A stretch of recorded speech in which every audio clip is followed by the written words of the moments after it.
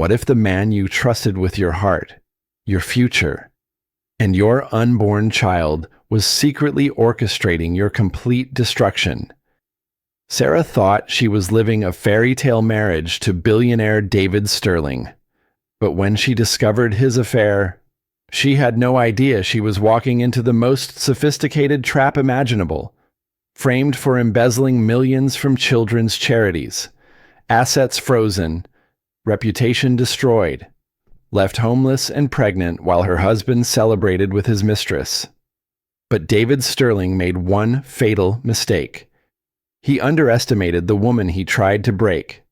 This is the shocking true story of betrayal, survival, and ultimate revenge that will leave you speechless.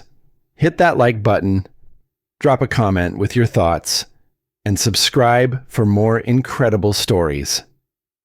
Trust me, you won't want to miss how this ends. Sarah Collins adjusted the crystal chandelier above the dining table, her 7-month pregnant belly making the reach awkward. The Malibu mansion sparkled around her, every surface gleaming for tonight's charity gala. 3 years of marriage to tech billionaire David Sterling had taught her that perfection was expected, not optional. "The flowers look incredible, Mrs. Sterling," said the event coordinator, clipboard in hand. "The donors are going to love what you've done for the children's hospital." Sarah smiled, though exhaustion weighed on her shoulders. She'd spent months organizing this event, just like dozens before it. David always praised her humanitarian work in public, calling her his conscience and heart. Tonight would raise over $2 million for sick children. Her phone buzzed, a text from David, "Running late, start without me." The guests began arriving at 7. Sarah moved through the crowd, her burgundy maternity dress flowing elegantly as she shared stories about the families they were helping. She'd worked at a nonprofit before marrying David, and these causes still meant everything to her. "Sarah, darling, you're absolutely glowing," said Margaret Hoffman, wife of a major donor. "David is so lucky to have you." "Thank you. We're both excited about the baby," Sarah replied, one hand resting on her belly. "David should be here any minute." At 8:30, David finally appeared, his phone pressed to his ear. He was tall, handsome, and commanded attention the moment he entered a room. At 35, he'd built Sterling Technologies from nothing into a billion-dollar empire. Sorry, he said, ending his call and kissing Sarah's cheek. "Emergency at the office. You know how it is." Sarah nodded, but noticed his phone continued buzzing. The name Madison flashed on the screen repeatedly. David took the microphone for his speech, his charisma filling the room. "My beautiful wife, Sarah, has poured her heart into tonight. She's the reason I remember what truly matters beyond profit margins and stock prices. She keeps me human." The crowd applauded, but Sarah caught David glancing at his phone again. Madison Hayes, his new business partner, had been calling and texting constantly for weeks. Sarah told herself it was just work stress with the upcoming IPO. Later, as caterers cleaned up, Sarah finally had David alone on their terrace overlooking the Pacific. "I have news," she said, taking his hand. "Dr. Martinez confirmed it today. We're having a girl." David's smile seemed forced. "That's wonderful, honey. A little princess?" His phone rang. Madison again. "I should take this," David said. "The IPO launch is in 2 weeks. Everything has to be perfect." Sarah watched him walk away, phone already at his ear. She pressed her hand to her belly, feeling their daughter kick. Something cold settled in her chest, a feeling she couldn't shake. "Don't worry, baby girl," she whispered. "Daddy's just stressed about work. Everything's going to be fine." But as David's voice carried from inside the house, animated and laughing in a way he rarely was with her anymore, Sarah wondered if she was lying to them both. The perfect life she'd thought they'd built suddenly felt as fragile as the crystal glasses scattered around their empty party. 3 days after the gala, Sarah sat in Dr. Martinez's office, alone. The ultrasound photos of their daughter lay on her lap, but her mind was elsewhere. David had missed another appointment, claiming an emergency board meeting. "Everything looks perfect," Dr. Martinez assured her. "Baby's growing beautifully. Any questions about delivery?" Sarah hesitated. "What if my husband can't make it to the hospital? His work schedule is unpredictable." Many women worry about that. "Do you have a backup support person?" Sarah realized she didn't. Over 3 years of marriage, her world had shrunk to David and his circle. Her old friends from the nonprofit felt distant now, intimidated by her wealth or simply forgotten in the whirlwind of her new life. At home, she found David in his study with Madison Hayes. The 26-year-old was everything Sarah wasn't sharp-angled, perfectly styled, and completely focused on business. Madison had joined Sterling Technologies 6 months ago as a brand strategist, but her influence seemed to extend far beyond marketing. "Sarah," David said, barely looking up from his laptop. "Madison and I are reviewing the IPO presentation. Could you ask Maria to bring coffee?" "Of course," Sarah replied, feeling dismissed in her own home. Madison smiled, but it didn't reach her eyes. "Congratulations on the pregnancy. David mentioned you're due soon." 2 months, Sarah said. "Perfect timing with the IPO launch," Madison continued. "David will be so busy, but I'm sure you understand. Business waits for no one." That evening, Sarah attempted conversation over dinner. "I saw the fertility clinic called. Did you pick up the vitamins I ordered?" David looked confused. "What vitamins?" "For men trying to conceive. I ordered them months ago. Remember, before we got pregnant?" "Oh, right. I forgot about those." David returned to his phone. Madison sent the revised investor deck. This could make or break everything. Sarah watched him scroll through messages, his face illuminated by the screen. When had he stopped looking at her that way? When had she become invisible in her own marriage? "David, can we talk? Really talk?" He sighed, setting down his phone with obvious reluctance. "What is it?" "I feel like we're roommates, not husband and wife. You're always working, always with Madison. When's the last time we had dinner together without phones?" "Sarah, you knew what you were marrying. Sterling Technologies doesn't run itself. The IPO will change everything for us. For our daughter's future, after it launches, things will calm down." "You said that about the last product launch, and the one before that." David's jaw tightened. "Are you seriously complaining about our success? Look around you. This house, your charity work, everything we have exists because I work hard. I'm not complaining about success. I'm asking for my husband back. Your husband is sitting right here, trying to build an empire for his family. Maybe if you understood business better, you'd appreciate what I'm doing instead of making me feel guilty about it." Sarah felt tears threaten. The man she'd fallen in love with had been ambitious, but never cruel. That David would have comforted her, not dismissed her concerns as ignorance. "I'm going to bed," she said quietly. "Sarah, wait." David caught her hand. "I'm sorry. The stress is getting to me. After the IPO, we'll take a baby moon, somewhere tropical, just us."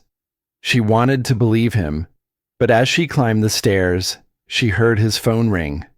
Madison's name flashed on the screen he'd left on the table.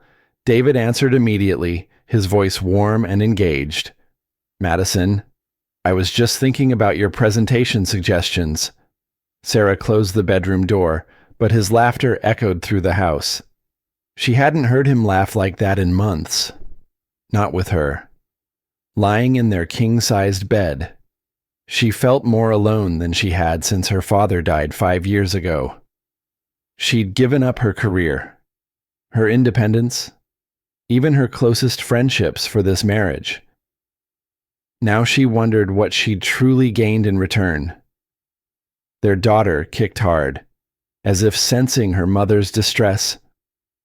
Sarah rubbed her belly, whispering promises she hoped she could keep about the family they'd become. But doubt crept in like fog, clouding everything she'd believed about her life.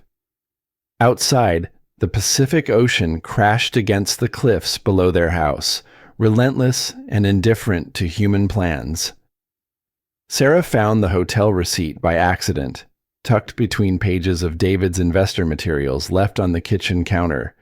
The Ritz-Carlton downtown, last Tuesday, room service for 2, champagne, late checkout. She'd been home all Tuesday, dealing with morning sickness that had returned in her 3rd trimester. David claimed he'd been in back-to-back meetings at the office. Her hands shook as she photographed the receipt with her phone. Part of her wanted to confront him immediately, but another part needed more evidence. 3 years of marriage had taught her that David could explain away almost anything when he wanted to.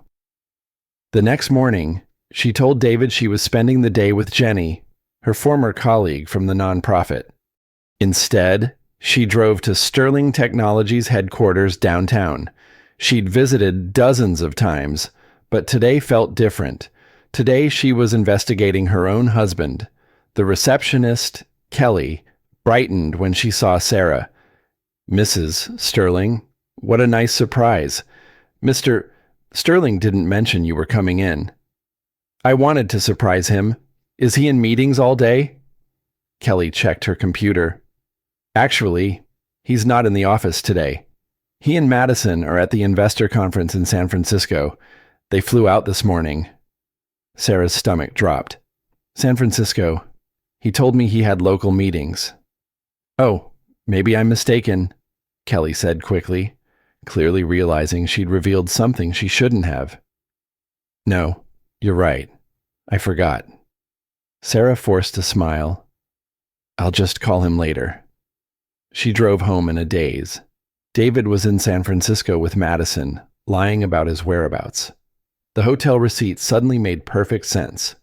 That evening, David returned home carrying Thai takeout and wearing his most charming smile. "Thought I'd surprise my beautiful wife with dinner from that place you love." "How were your meetings today?" Sarah asked carefully. "Brutal. Investors asking 1,000,000 questions. You know how it is." He kissed her forehead. "How was your day with Jenny?" Sarah watched him lie so effortlessly, his face showing nothing but loving concern. "It was good. We talked about old times at the nonprofit." Over dinner, Sarah studied her husband like a stranger. How long had he been lying? How had she missed the signs David chatted about stock projections and market conditions while Sarah nodded and smiled, playing the role of supportive wife while her world crumbled? After David fell asleep, Sarah searched through his things methodically. More hotel receipts, restaurant charges for 2, even a jewelry purchase from Tiffany she'd never seen. The necklace wasn't in her jewelry box. She found Madison's Instagram profile and scrolled through glossy photos of business meetings, expensive dinners, and travel destinations. In several recent photos, Sarah spotted details that matched David's lies: the San Francisco hotel where he'd supposedly had meetings, the restaurant where he'd claimed to have a work dinner. But it was the necklace that broke her heart. A delicate diamond pendant that Madison wore in her latest post, captioned, "Some gifts are worth more than money. They're investments in the future." Sarah ran to the bathroom and vomited, though whether from morning sickness or emotional devastation, she couldn't tell. Sitting on the cold tile floor, she felt their daughter moving inside her, innocent and unaware that her family was falling apart. She thought about confronting David immediately, but something held her back. Maybe it was the lawyer, daughter of a family court judge, speaking, or maybe it was pure survival instinct. Either way, she needed to be smart about this. The next morning, she made an appointment with Jennifer Walsh, a divorce attorney Jenny had recommended after her own messy split. Just in case, Sarah told herself, just to know her options. But as she watched David get ready for another day of meetings, kissing her goodbye with the same lips that had been lying to her for months, Sarah knew her marriage was already over. The only question now was whether she could salvage anything from the wreckage. "Have a good day, honey," David called from the doorway. "I love you." "I love you too," Sarah replied automatically, the words tasting like ash in her mouth. For the first time in their marriage, neither of them meant it. The Sterling Technologies IPO launch party was everything David had dreamed of. 500 investors, celebrities, and tech industry giants gathered in the Beverly Hills Hotel ballroom. Sarah arrived fashionably late, her black maternity gown elegant despite her 8-month pregnancy making every step uncomfortable. She'd spent 3 weeks since discovering David's affair in a strange state of suspended animation. The divorce lawyer had advised her to document everything but make no sudden moves until after the IPO. As David's wife, Sarah owned 30% of the pre-IPO company through her inheritance investment 3 years ago. That stake could be worth $200 million by tomorrow. "Sarah, you look absolutely radiant," said Tom Chen, Sterling's lead investor. "David's a lucky man." "Thank you," Sarah replied, scanning the crowd for her husband. She spotted him near the stage with Madison, both of them laughing at something on Madison's phone. Madison wore a stunning red dress that hugged her perfect figure, and around her neck, the diamond necklace David had bought her. The one Sarah had found evidence of but never received herself. David took the microphone as the crowd quieted. 3 years ago, Sterling Technologies was just an idea in my garage. Tonight, we're valued at over $2 billion. And it's all thanks to the incredible team behind me. Sarah smiled and applauded from the audience, playing the supportive wife role one last time. "But first," David continued, "I need to acknowledge someone special. My business partner, Madison Hayes, has been instrumental in getting us to this moment." "Madison, would you join me?" Madison glided onto the stage, her smile radiant. Sarah's chest tightened as she watched the easy chemistry between them, the way David's face lit up when Madison appeared beside him. "Madison isn't just our brand strategist," David announced. "Starting tomorrow, she'll be our new chief operating officer, my right hand in taking Sterling Technologies to the next level." The crowd erupted in applause. Sarah felt the room spinning around her. David had never mentioned promoting Madison to COO. That was a decision that should have been discussed with major shareholders. It should have been discussed with his wife. Madison took the microphone, her voice confident and clear. "Thank you, David, for believing in me. Some people contribute to a company through their connections or their checkbooks." Her eyes found Sarah in the crowd for just a moment. But real value comes from rolling up your sleeves and doing the work that builds the future. The subtle dig was perfectly crafted, complimenting David while dismissing Sarah's contributions as merely financial. Several investors glanced toward Sarah, clearly picking up on the subtext. David beamed at Madison like she'd just delivered the most brilliant speech in history.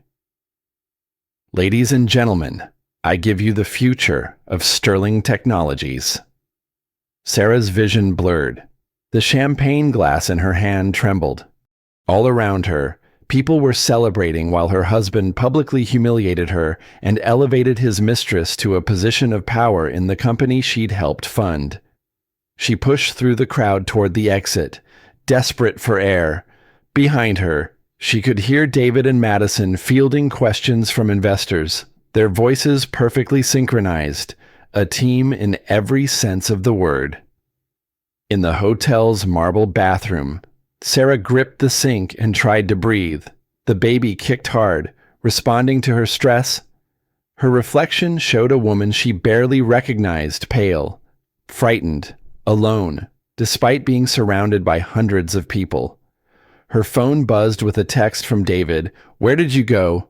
People are asking for you." She typed back, "Not feeling well." "Congratulations on the promotion announcement. Interesting that I heard about it with everyone else." The response came quickly. "We'll talk at home." Tonight was about the company, not personal conversations.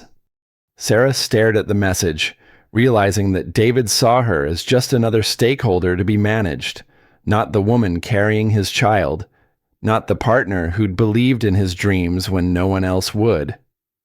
She called an Uber rather than waiting for David. As the car pulled away from the hotel, she saw Madison and David through the ballroom windows, surrounded by admirers, both of them glowing with success and satisfaction. Sarah had never felt more invisible or more disposable. The fairy tale marriage she'd believed in was officially over, ended not with a quiet conversation, but with a public coronation of her replacement. The baby kicked again, and Sarah placed both hands on her belly. "It's just you and me now, sweetheart," she whispered. "But we're going to be okay. Somehow. We're going to be okay." The city lights blurred past the window as her old life disappeared behind her, and an uncertain future stretched ahead.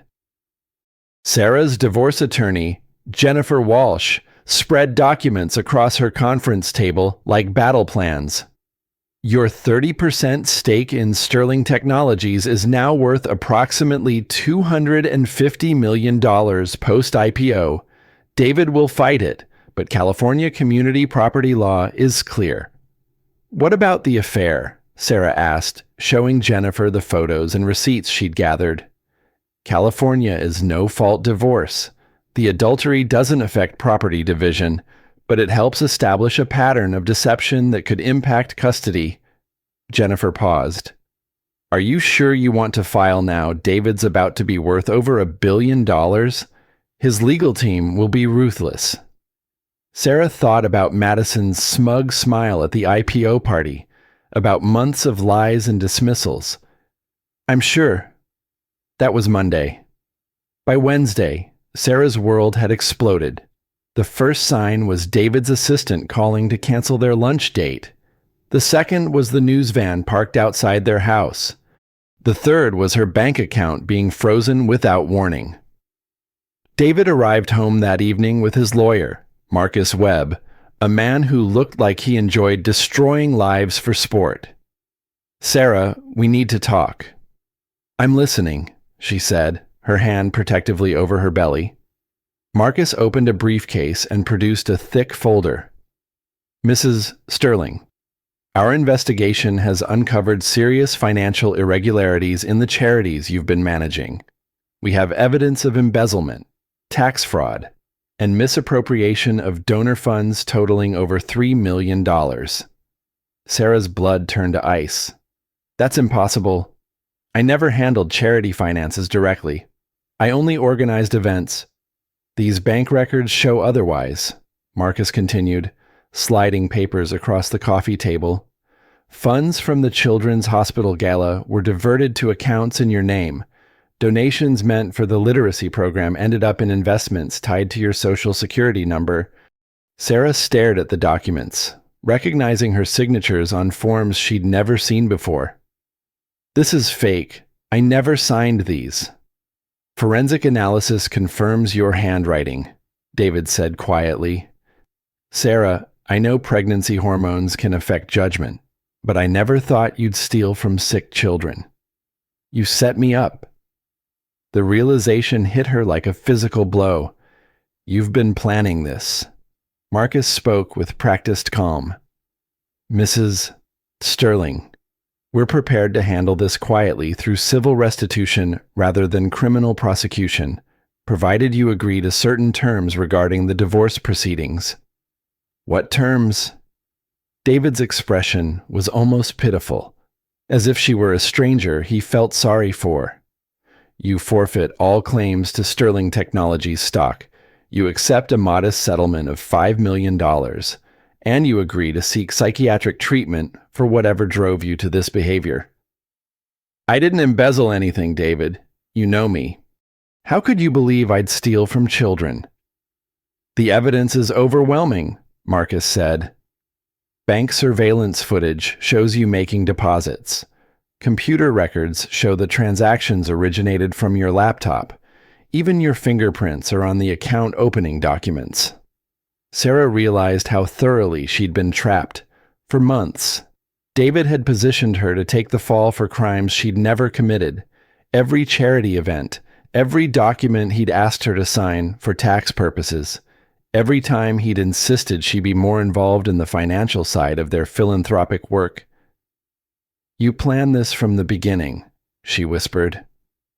The whole time, I thought we were fixing our marriage. You were destroying me. David's mask slipped for just a moment, showing something cold and calculating underneath. I built Sterling Technologies from nothing. I'm not letting some gold digger take half of everything I've worked for. Gold digger, I invested my inheritance in your company when no one else would. That investment bought you 3 years in paradise, Marcus interjected. Now it's time to face reality. Sign the settlement agreement, or we file criminal charges tomorrow. Your choice. Sarah looked at the documents, then at the man she'd loved for 5 years. I need time to think. You have 24 hours, Marcus said, packing up his briefcase. After that, the offer expires and we proceed with prosecution. After they left, Sarah sat alone in the mansion that had never felt less like home. She called Jennifer Walsh, but the attorney's secretary said she was no longer available to represent Sarah. 3 other divorce lawyers gave her the same response. The trap was perfect. David had the money, the connections, and the evidence. Sarah had a frozen bank account, no legal representation, and a mountain of fabricated evidence against her. That night, she felt the baby kick restlessly, as if sensing her mother's distress. Sarah rubbed her belly and whispered, I'm sorry, sweetheart. Mommy made some very bad choices about who to trust. Outside, photographers camped in their driveway, waiting for the scandal to break.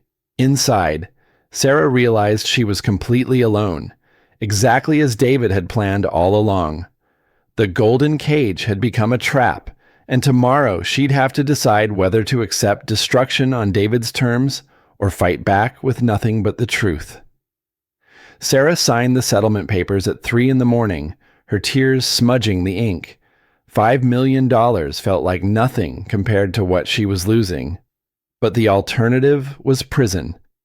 She couldn't raise her daughter from behind bars. By dawn, moving trucks arrived. David had timed everything perfectly the moment she signed. He had her belongings packed and ready for removal.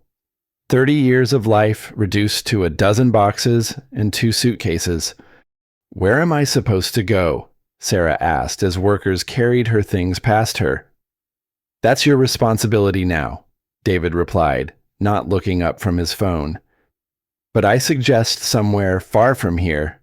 The media attention won't be pleasant.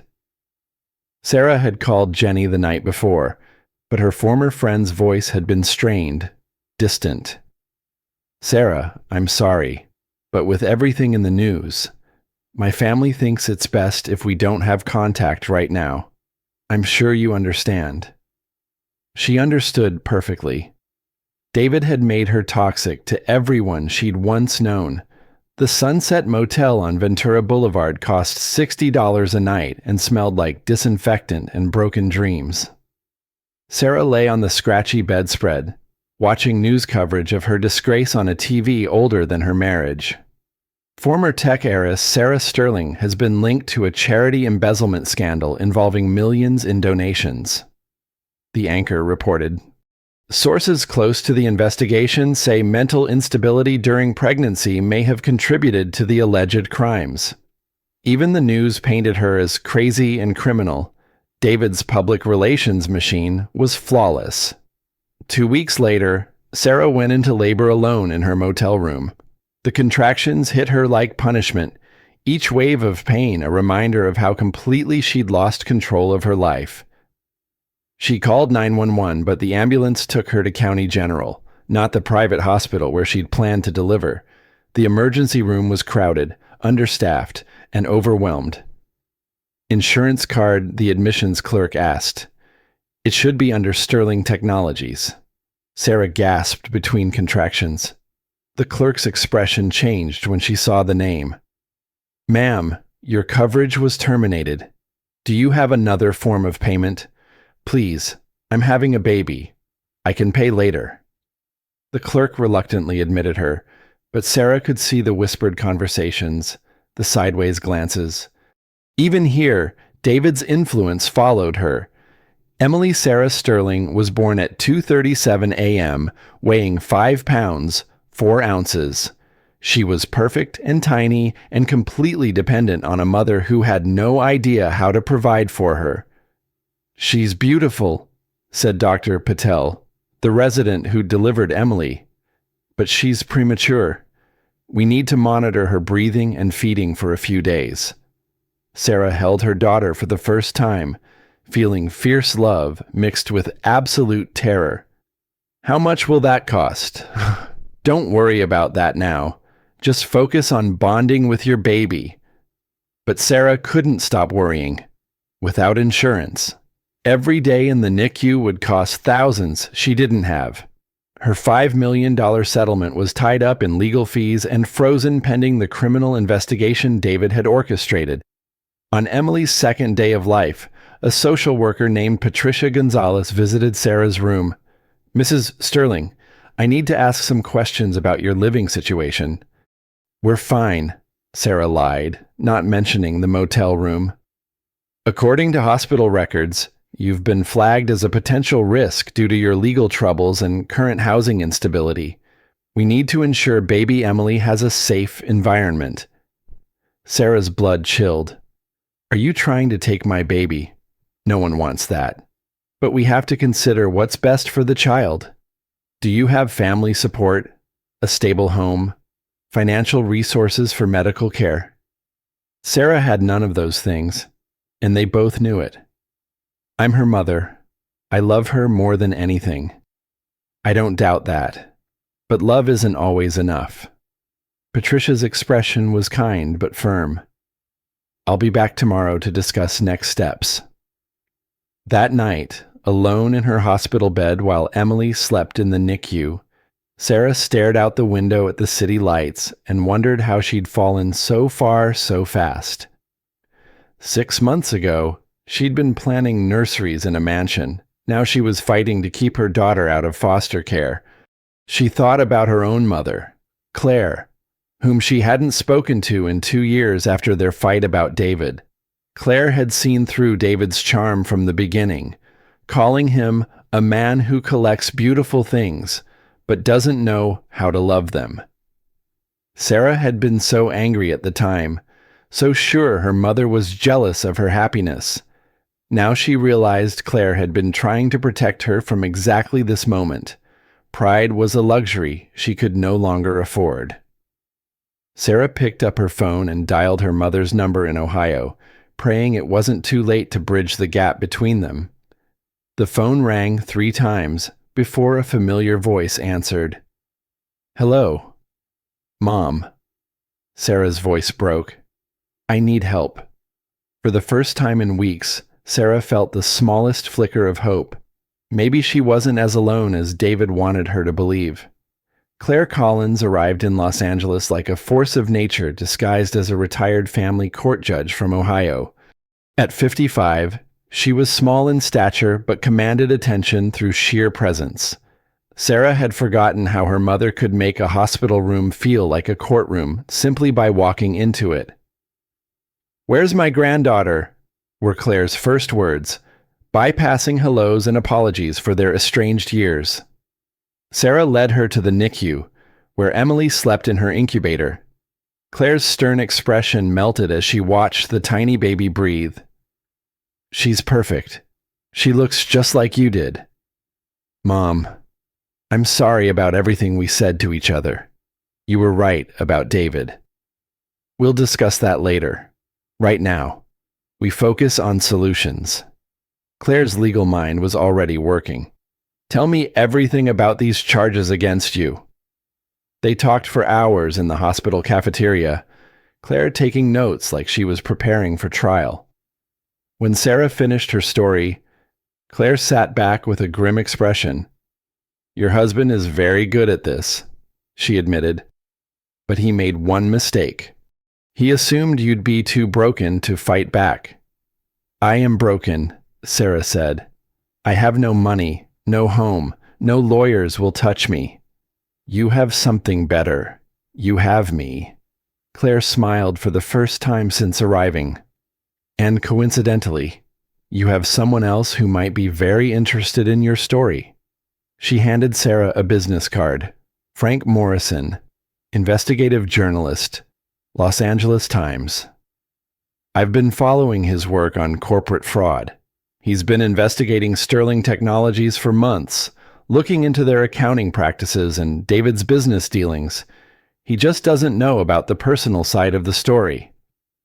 Frank Morrison looked exactly like Sarah had imagined: rumpled shirt, suspicious eyes, and the weary expression of someone who'd seen too much human greed. They met at a diner in Glendale, away from the media circus surrounding Sarah's case. Your ex-husband is a fascinating subject, Frank began without preamble. Brilliant businessman, charming public persona, and completely ruthless behind closed doors. I've been tracking irregularities in Sterling's books for 6 months. What kind of irregularities? Sarah asked. Money laundering through shell companies, tax avoidance schemes, probably securities fraud, but David's very careful. He insulates himself with layers of legitimate businesses and fall guys. Frank studied Sarah intently. People like you. I didn't embezzle any money. I know. The charity scam is textbook David Sterling. Create elaborate paper trails, forge documents, then destroy someone's credibility before they can expose him. Frank leaned forward. But you have something he doesn't expect. You lived with him for 3 years. You saw how he operates. Claire spoke up. What exactly are you proposing, Mr. Morrison? I propose we give David Sterling what he deserves. Full exposure of his crimes, his affairs, his systematic destruction of people who trust him. Frank's eyes gleamed. But I need evidence. Real evidence. Not just testimony from an estranged wife. Sarah felt a spark of hope. What kind of evidence? The kind only someone with intimate access could gather. Bank records, private conversations, internal company documents. I need you to get close to David again. That's impossible. He hates me now. Does he, or does he just want you neutralized? Frank pulled out his laptop and showed them recent news articles. Look at David's public statements about you. He doesn't call you evil or criminal. He calls you troubled and sick. That's not hatred. That's control. Sarah read the interviews where David portrayed himself as a concerned husband trying to help his mentally ill wife. It was masterful manipulation, painting him as sympathetic while destroying her credibility. He's keeping the door open, Frank continued. Men like David need to be the hero of every story. His narrative only works if he's the loving husband trying to save his family from your instability. You want me to pretend to reconcile with him? I want you to give him what he wants, a chance to be your savior. Apologize. Beg for forgiveness. Claim you need help. Let him think he's won completely. Claire looked skeptical. That's incredibly dangerous. If David suspects she's working with us, he won't suspect anything because his ego won't let him. David Sterling has never met a situation he couldn't control or a person he couldn't manipulate. He'll see Sarah's return as proof of his superiority. Sarah thought about Emily in the NICU. about the social worker's threat to take her daughter away, about David's smug satisfaction at destroying her life. What would I have to do? Frank smiled grimly. You'd have to become the greatest actress of your life. Can you pretend to love a man who betrayed you? Can you smile and apologize to someone who tried to send you to prison? Sarah looked at her mother, who nodded almost imperceptibly. Then she thought about Emily, innocent and defenseless, depending on her mother to fight for their future. Yes, Sarah said quietly. I can do whatever it takes. The war against David Sterling was about to begin, and Sarah would be fighting from behind enemy lines. Wearing a wire felt like carrying a bomb against her chest. The FBI had provided Sarah with technology so sophisticated it was undetectable, but she remained convinced David would somehow sense her betrayal. She practiced her lines in the mirror of her mother's hotel room, perfecting the broken woman persona Frank Morrison had coached her to portray. Remember, Frank had told her, David needs to believe he's completely won. You're not there to fight him. You're there to worship him. Sarah's hands shook as she dialed David's number. 3 weeks had passed since Emily's birth. Her daughter was finally healthy enough to leave the NICU, but Sarah still had no permanent home and no way to pay the massive hospital bills. Sarah, David's voice was cautious, but not entirely unfriendly. How are you? Not good, Sarah said, letting real exhaustion color her words. David, I need help. I think I'm having a breakdown. Where are you? County General. Emily's been in the NICU. I can't afford the bills.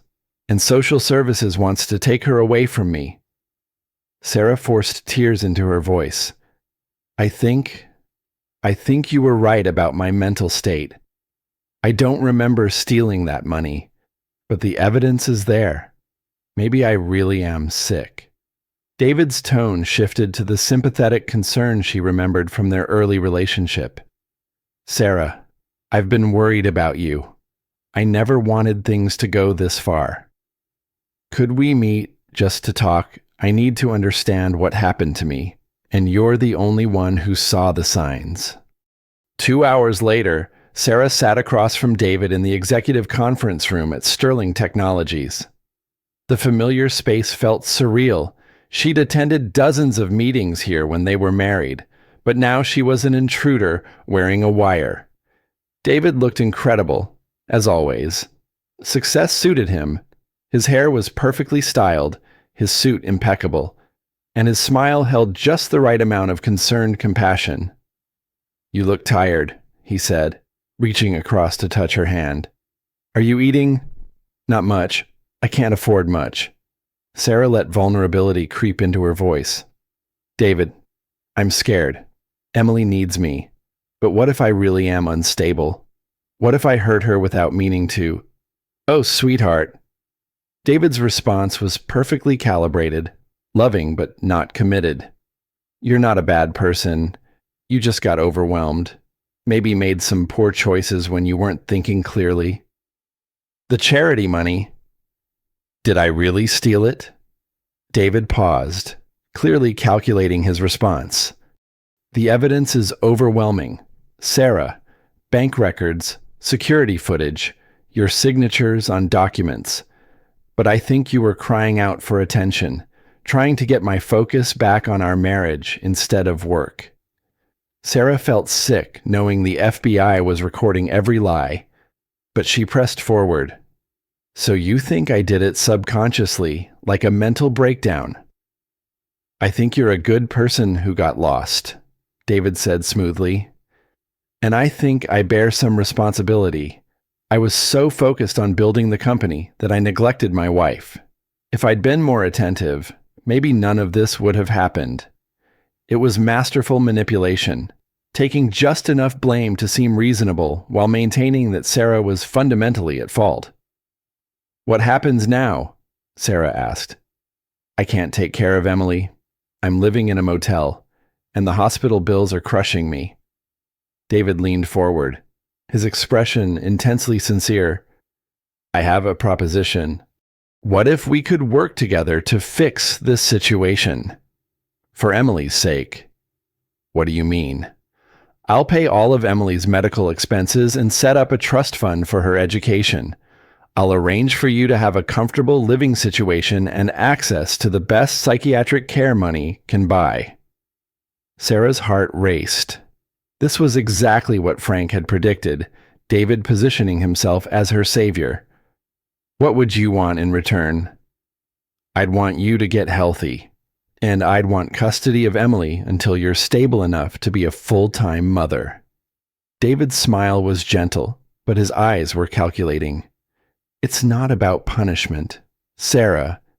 It's about what's best for our daughter. There it was. David's ultimate goal wasn't destroying Sarah. It was taking Emily while appearing to be the reasonable, concerned father. You think I'm an unfit mother? Sarah asked, letting hurt color her voice. I think you're a mother who needs help. And I'm offering to provide that help. No strings attached. Well, one string. David's charm turned slightly predatory. You'd need to admit publicly that you embezzled the charity funds and that you've been struggling with mental health issues. For closure, you understand. So everyone knows the truth. Sarah realized David needed her confession to complete his narrative. Without her admission, questions would always linger about his role in the scandal.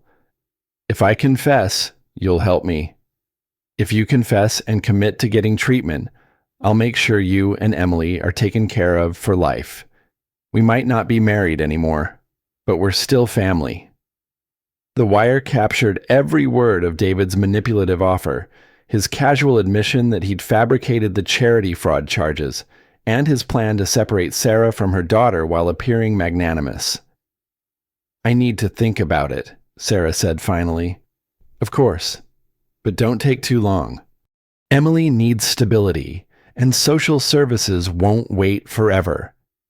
David stood and kissed her forehead with practiced tenderness. I still love you, Sarah. I want to help you get better. Walking out of Sterling Technologies, Sarah felt nauseated by David's performance. He'd offered her a gilded cage in exchange for her daughter and her dignity, and he'd made it sound like kindness. But Frank Morrison was right. David's arrogance had been his downfall. Every word he'd spoken was recorded, including his veiled admissions of fraud and his plans to manipulate the custody proceedings. For the first time since her world collapsed, Sarah smiled genuinely. David Sterling had no idea that his perfect control was about to shatter completely. The FBI raid on Sterling Technologies happened at dawn, precisely when Frank Morrison's expose hit the Los Angeles Times website.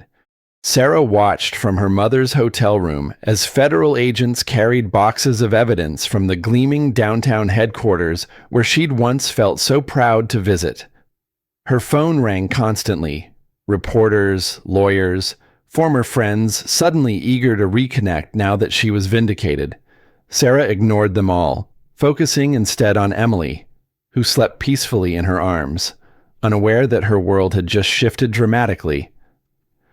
Federal agents arrested tech billionaire David Sterling this morning on charges including securities fraud, money laundering, and obstruction of justice. The news anchor reported, "The arrest comes after a months-long investigation triggered by recordings obtained from Sterling's estranged wife." Claire turned off the television. "How do you feel?" "Empty," Sarah admitted. "I thought I'd feel victorious or relieved. Instead, I just feel sad for who I used to be, the woman who believed in him completely. That's not weakness. That's growth." Sarah's phone buzzed with a text from Frank Morrison. "David's lawyer is already calling for plea negotiations. Madison Hayes is cooperating fully. She's providing evidence about the charity fraud setup in exchange for immunity. You did it." But Sarah's moment of triumph was interrupted by a knock at the door. Patricia Gonzalez, the social worker, stood in the hallway with paperwork and a grim expression. Mrs. Sterling, I need to discuss Emily's custody situation. With your husband's arrest, his petition for emergency custody has been withdrawn, but we still have concerns about your stability and living situation. Sarah's stomach dropped. Even with David exposed, she still faced losing her daughter. I was framed. The news confirms everything I said. I understand that, but you're still homeless, unemployed, and struggling with the aftermath of severe emotional trauma. Emily needs consistent care. Claire stepped forward. Ms. Gonzalez, I'm Claire Collins, Sarah's mother and a retired family court judge. What exactly does Sarah need to demonstrate to regain full custody? Patricia consulted her files. Stable housing, steady income, and evidence of emotional stability. Given the circumstances, we're willing to grant temporary custody to a qualified family member while Mrs.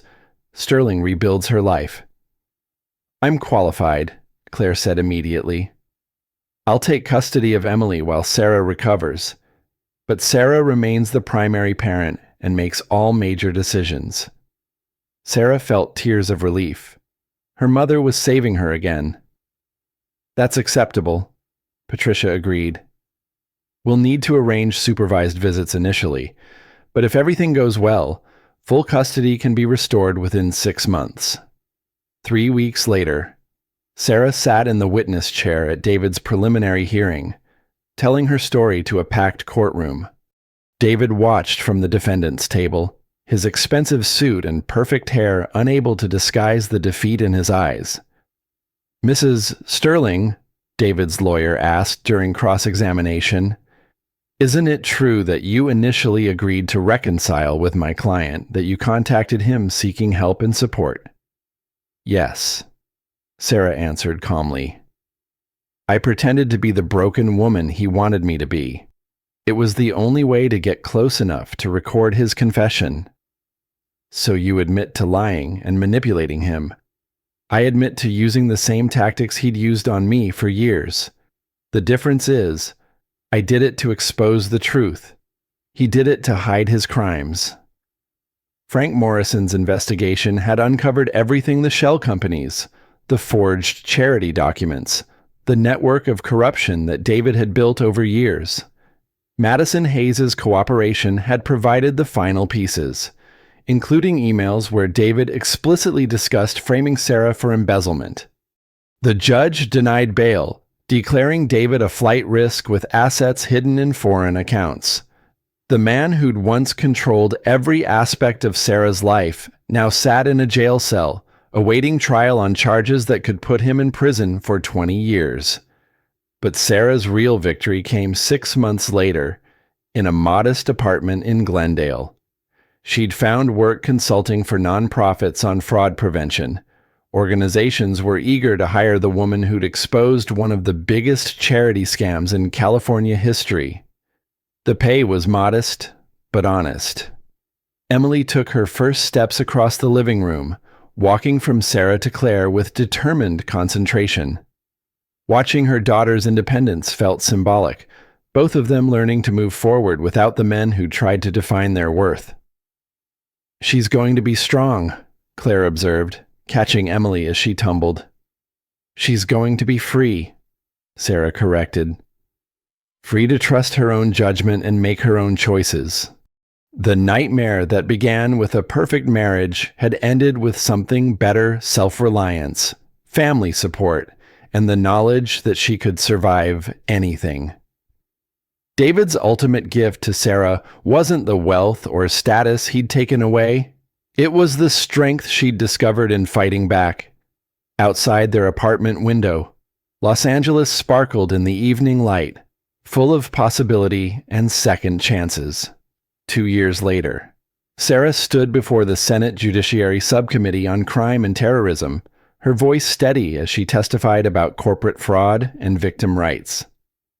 Emily played quietly in the gallery under Claire's watchful eye, now a healthy toddler who called her grandmother Gigi and had no memory of the chaos surrounding her birth. Senators, the Sterling case illustrates how sophisticated perpetrators use intimate relationships as weapons.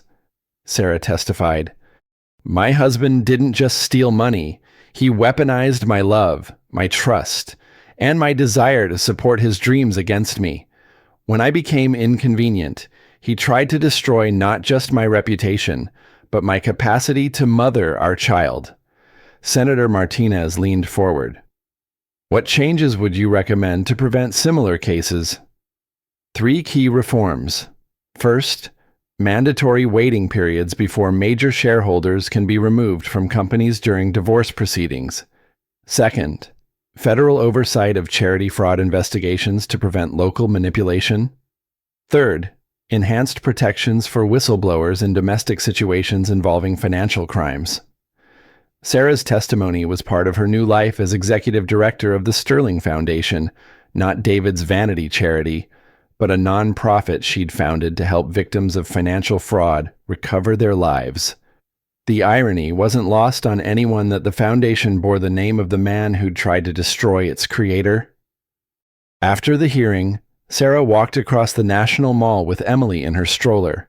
Her phone buzzed with updates from Frank Morrison, who'd turned his Sterling investigation into a Pulitzer Prize-winning series on corporate corruption. "David's appeal was denied," Frank texted.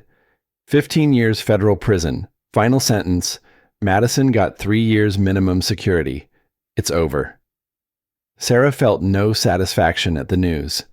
David Sterling was a stranger to her now, a character from someone else's story.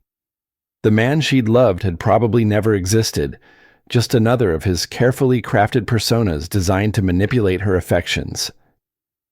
That evening, in their modest DC hotel room, Sarah read bedtime stories to Emily while Claire organized materials for tomorrow's meetings with other senators. Sarah's testimony had been so compelling that several lawmakers wanted to discuss comprehensive fraud legislation. "Mama, up," Emily demanded, raising her arms to be lifted. Sarah gathered her daughter close, breathing in the scent of baby shampoo and innocence. Emily would grow up knowing her father was in prison, but she'd also grow up knowing her mother had fought back against injustice and won. "I love you, baby girl," Sarah whispered. "You're going to change the world someday." 3 months later, the Sterling Act passed both houses of Congress, creating new federal protections for fraud victims and enhanced penalties for financial crimes involving domestic manipulation. President Biden signed it in a Rose Garden ceremony, with Sarah and Emily among the honored guests. The little girl who'd almost been taken by social services now stood in the center of American power, watching her mother's pain be transformed into legislation that would protect thousands of other families. That night, Sarah video called with the legal team handling restitution from David's criminal case. His hidden assets had been discovered and liquidated, offshore accounts in the Cayman Islands, real estate holdings across 3 countries, even the yacht where he'd planned to flee with Madison.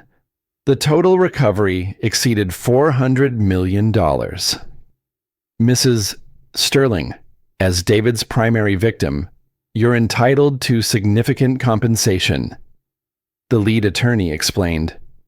"Enough to live comfortably for the rest of your life."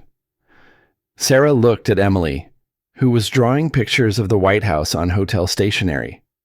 "I want it all donated to fraud victim recovery programs, everything except enough to pay for Emily's college education." "That's extremely generous. Are you certain?" "I'm certain. Money was David's weapon. I won't let it define my life the way it defined his." 6 years after Sarah Collins had trusted a charming entrepreneur with her heart and her inheritance, she'd become a different person entirely. Not the naive nonprofit worker who'd believed in fairy tale endings, and not the broken victim David had tried to create.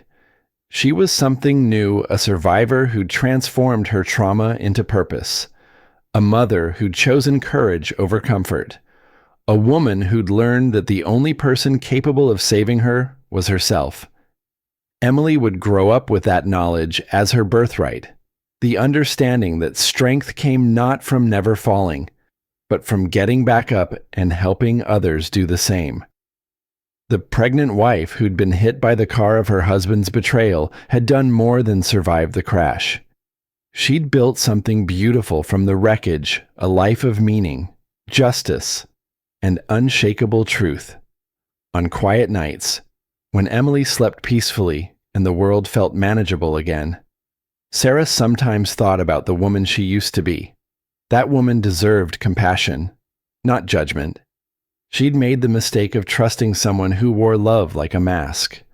But she'd also found the courage to tear that mask away and face the truth underneath, no matter how painful.